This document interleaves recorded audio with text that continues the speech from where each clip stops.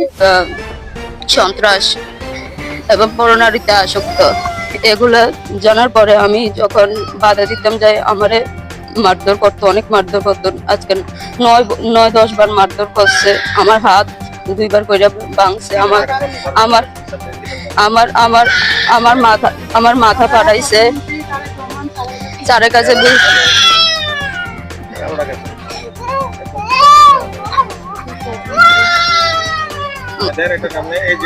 আমরা তারেক রহমান স্যারের কাছে রিকোয়েস্ট করছি যাতে এটা যেন সুস্থ তদন্ত করে রাখতে পারে। আমরা অনেক নিরহ মানুষ, আমরা অনেক অফিস হ্যাঁ ভয়ে কেউ বাড়ি করে থাকতে পারতেছি না।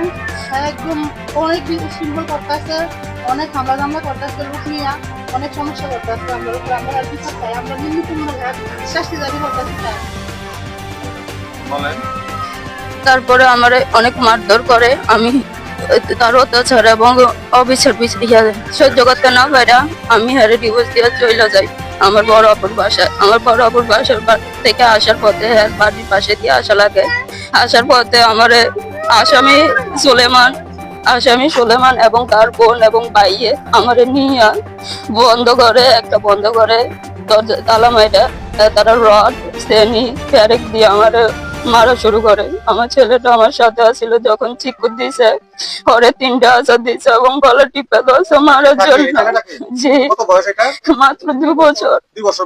জি, আপনি কি চাচ্ছেন? আমি আর সুষ্ঠু বিচার চাচ্ছি। আমি সবার কাছে গেছি, আর ভয়ে কেউ আমার বিচার দেয় না, আমার বিচার পাওয়াই দেয় না। এখন আমি প্রধানমন্ত্রী তারেক জিয়ার কাছে আমি আমার এই সুষ্ঠু বিচার চাই যে আমার যে এইরকম করছে